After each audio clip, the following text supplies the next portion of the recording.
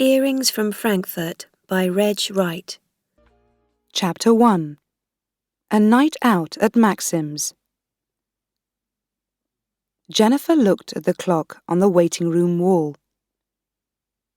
Nearly 8:30. The light was still on in Dr. Gibson's room. "I'm going to be late," she said to herself. "Why doesn't he hurry up?" The evening surgery was always busy on Thursdays, but tonight was worse than usual. She quickly put the newspapers in a cupboard. Then she took off her white coat and locked it in the cupboard too. She was turning off the lights when someone rang the front doorbell.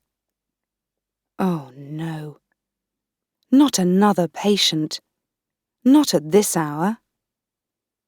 She ran to the door and opened it. Outside, it was dark, but she could see a man, his hands deep in his pockets. He moved his head, and the light fell on his face. "Richard!" she cried in surprise.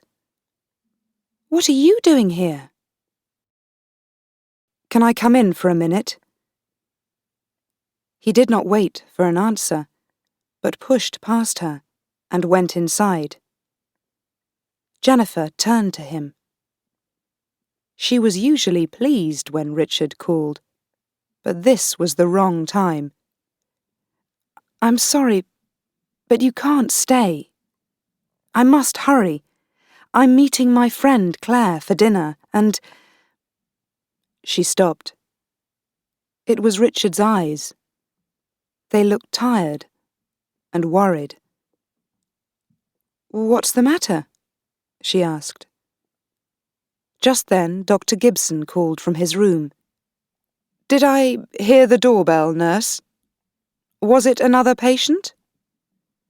"No, it's only my brother, Richard," she called back. She turned back to Richard. "Is something wrong?" she asked again. He shook his head. "I'm fine," he said. "It's just... well, I had some trouble at work." "Trouble?" "It was nothing, really. I said something to my boss, and he didn't like it.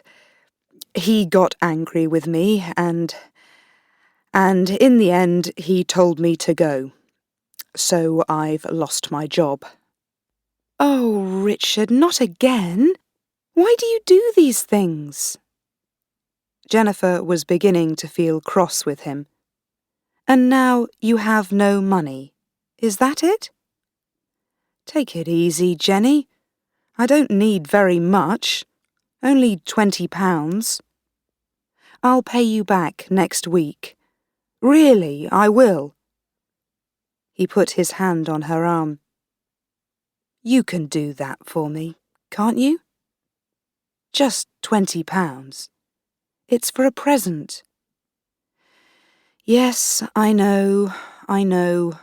A present for a very special girl, like the last one, and the one before." Jennifer knew her young brother well, and she was often angry with him, but she could never say no to him. She opened her bag, took out some money, and gave it to him. "But remember, I want it back next week." Richard smiled and put his arm around his sister. "Thanks, Jenny. This is different. Really, she's very, very special. But you're in a hurry, so I'll go now." "Don't forget," she called after him. "Next week, £20. Maxim's restaurant was busy. Young men and women from offices, several older people, a group of students, and a few theatre people. Jennifer looked around for her friend. Claire usually sat near the window, but tonight she was not there. Somebody was having a party, and all the tables on that side were full. Then Jennifer heard Claire's voice behind her. "Did you get lost? I've been here for hours." "I know I'm late," Jennifer said, "and I am sorry. Today has been really busy. The last patient didn't leave until 8:30. And then I had a visit from Richard. He wanted to borrow some money. He always wants to borrow money." They went to an empty table. A waiter came up to them and took their orders. At that moment, there was a cheer from the party beside the window. An older man in a light grey suit was standing up. He spoke for a few minutes and then held up his glass. All the others stood up and looked at a young girl with large gold earrings who was sitting in the chair next to him.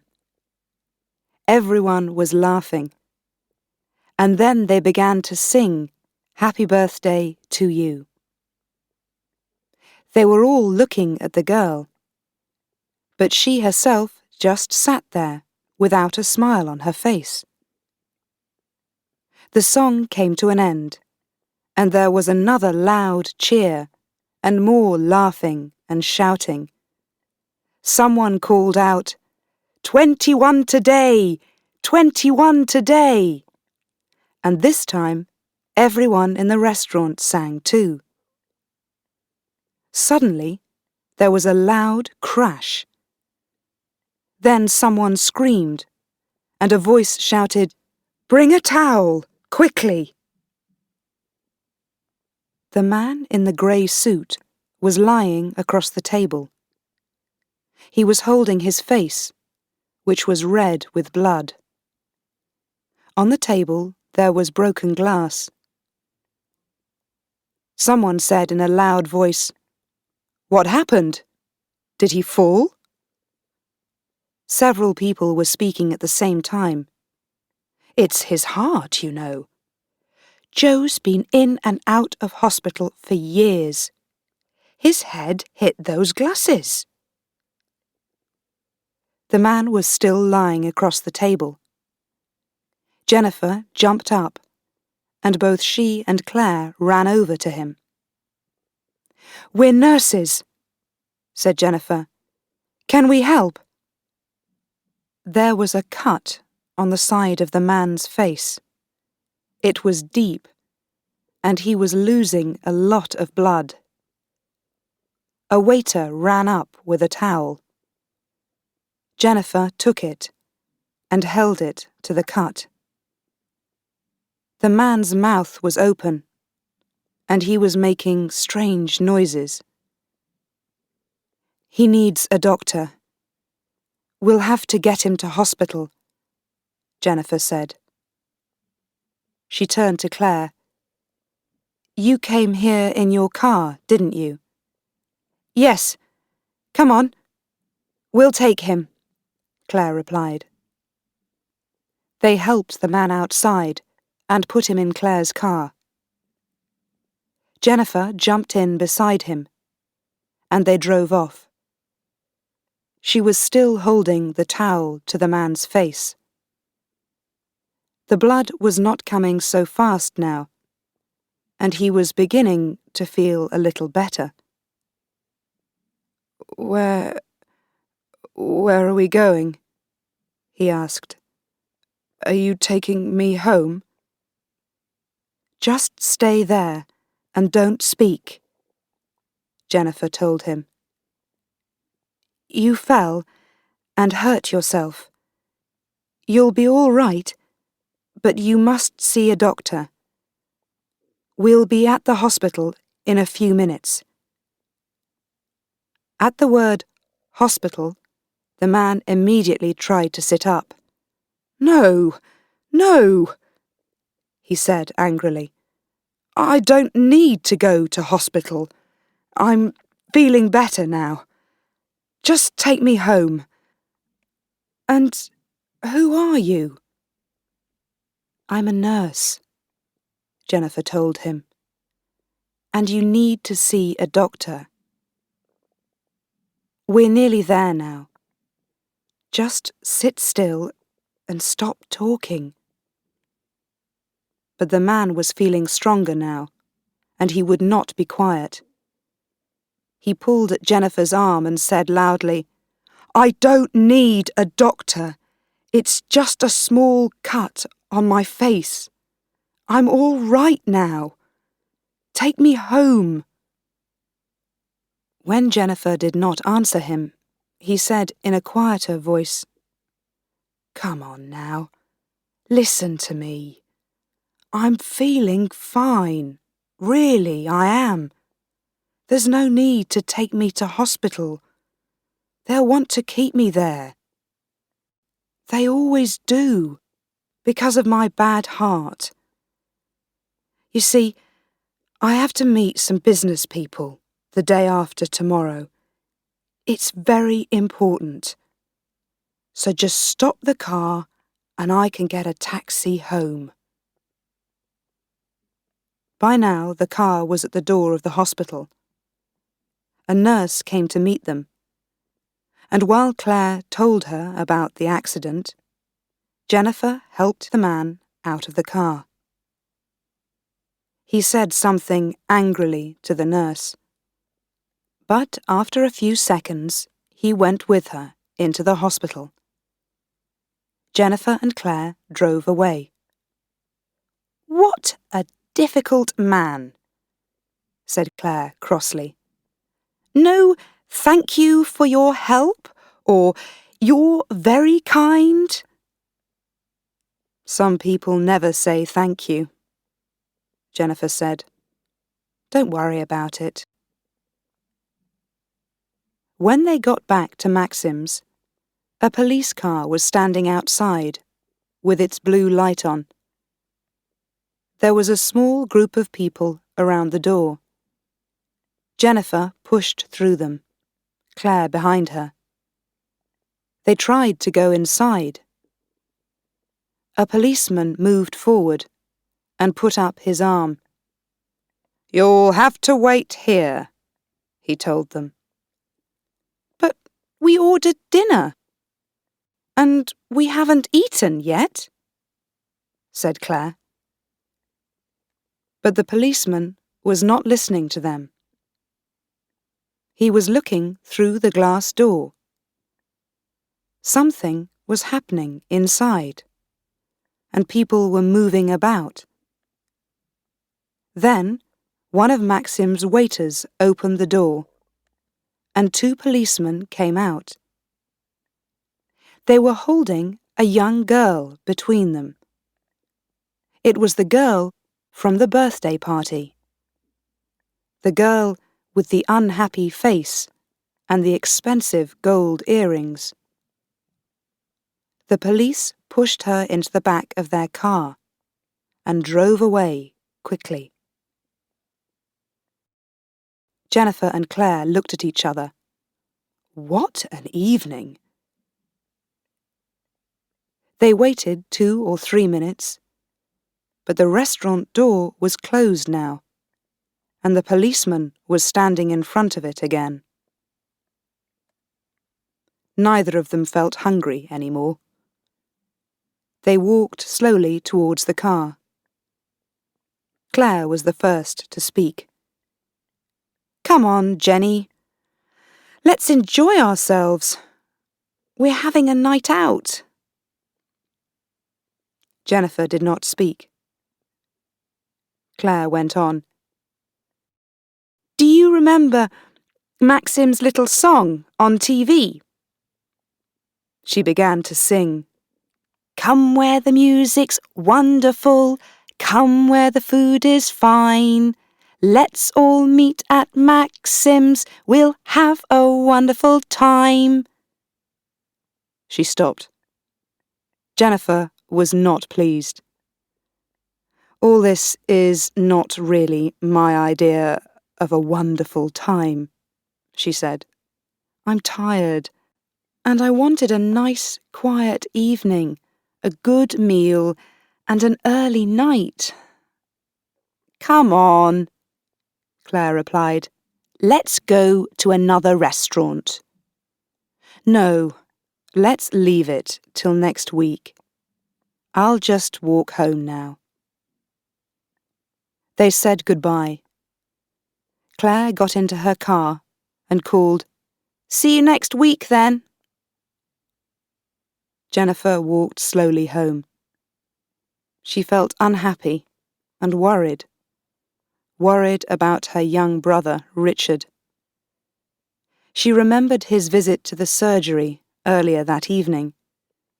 He was always in and out of jobs and never had any money.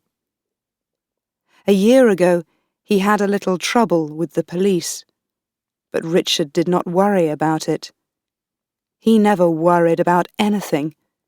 He just laughed and came to Jennifer to ask for more money.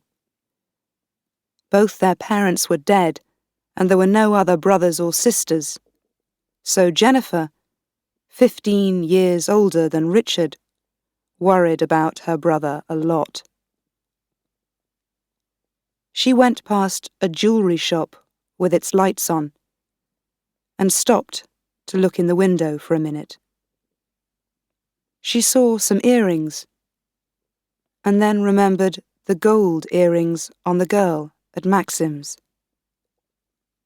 They were large and looked very expensive, and they looked all wrong next to that small, unhappy face. Where did she get them? Jennifer smiled to herself. Perhaps the police were asking that question now.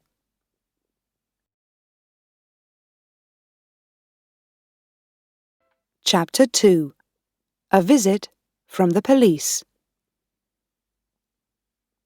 Jennifer did not sleep well that night. She woke up feeling tired and unhappy. When she arrived at Dr. Gibson's surgery, she looked into the waiting room. It was nearly full.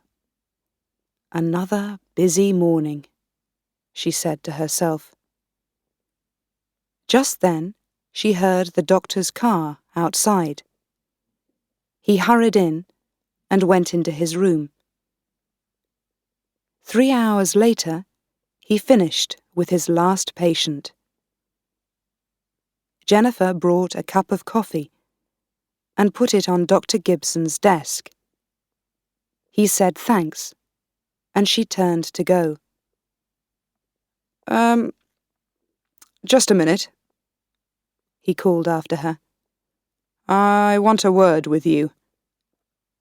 He sounded a little cross. There was a phone call for you this morning, about an hour ago. You were busy at the time, so I answered it. Oh, who was it? Let me see, I wrote it down somewhere. He began to move the papers on his desk. She said that she was a friend of your brother's. My brother? But why did she want me? Here it is. He gave Jennifer a piece of paper. On it was a name. Wendy. She didn't leave a number. She'll call you again at home. Jennifer looked at the name. Wendy? Wendy who? She asked herself. Thank you, Dr. Gibson, she said. And tell her, please, no phone calls during surgery hours. I'm sorry, it won't happen again. Jennifer wanted to explain that she did not know this Wendy, but decided not to. A few minutes later, Dr. Gibson shouted goodbye to her. and Jennifer was alone. She knew a few of Richard's friends, but nobody called Wendy. But Richard changed his girlfriends as often as his shirts. Jennifer did not try to remember all their names. At the end of the day, Jennifer arrived at her flat and was going up the stairs when she heard voices above. 2 men were standing outside her door. One of them came up to her. "Miss Walton?" he asked. "My name's Detective Barrett. I'd like to ask you a few questions, please. Can we come in?"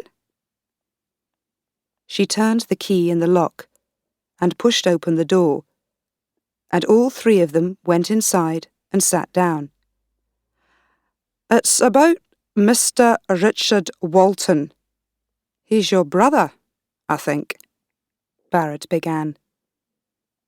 He spoke softly, but he had a hard voice, cold and unfriendly, and his light blue eyes never left Jennifer's face.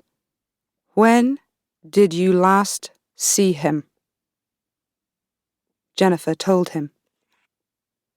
"And before that?" "I'm not sure. About 3 or 4 weeks ago." Those light blue eyes were still on her. She was beginning to feel uncomfortable. "You didn't see him last weekend, then?" "No." "Try to remember. Did he come here last Saturday, in the evening?" "No." "You're sure?" "Yes, of course I'm sure." Barrett's voice became a little louder. "You didn't meet him in some other place? At the airport, perhaps?" "No, I didn't. I haven't seen him for nearly a month, I tell you. Until last night, I mean." "Last night," Barrett said after her. "Tell us more about last night." "You took a man to hospital from Maxim's restaurant." "Yes. A friend of yours?" "I never saw him in my life before. He fell and hurt himself. They said that he had a bad heart, so I went to the hospital with him. That's all." "You never saw him before. You surprise me, Miss Walton." Barrett was watching her carefully. "You didn't know that he was Mr. Joe Kelly, your brother's boss?" "No, I didn't." "Really? You didn't know him? Very strange, don't you think?" All these questions. She was feeling angry now. She stood up and went across to Barrett. "Look, Detective Barrett, I'm getting tired of this. What's it all about? You want me to answer your questions, and you don't tell me why. What's the matter? I want to know. Is Richard in trouble?" Barrett held up his hands. "All right, take it easy." He gave a little smile, but his eyes were cold, and he was still looking hard at Jennifer. The other detective said something quietly to Barrett. Then Barrett went on. "Your brother, what do you know about his girlfriend?" "His girlfriend?" "Yes, Wendy. He works with her at Joe Kelly's." Wendy! The mystery telephone call at the surgery that morning. Jennifer tried to hide her surprise. She looked first at Barrett, then at the other man. Then she said coldly, Richard doesn't talk to me about his girlfriends. He's told you about Wendy, I'm sure. They're very friendly, the two of them. They went to Germany together. He turned to the other man. Last weekend, wasn't it? The second detective moved a little nearer and spoke quietly to Barrett. She doesn't know anything about this. You'll have to explain it to her. Barrett turned to Jennifer again. We're looking for some stolen jewellery from Germany, and we believe that your brother knows something about it.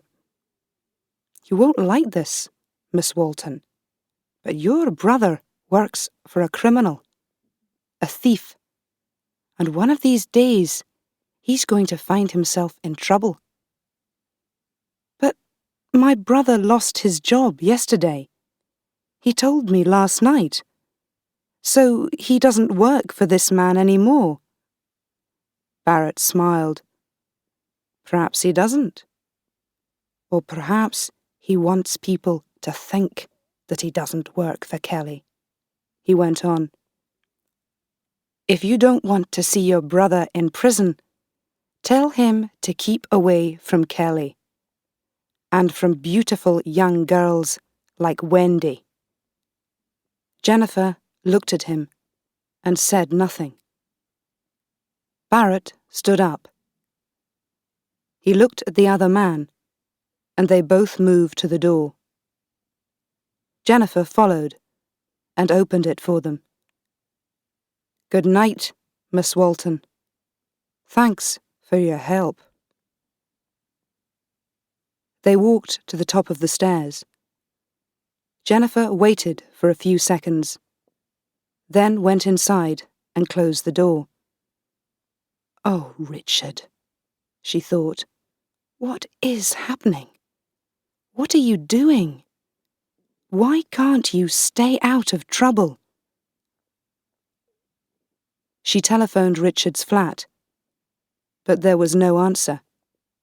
So she went to bed and worried half the night about her young brother. The next day, Saturday, she worked only in the morning.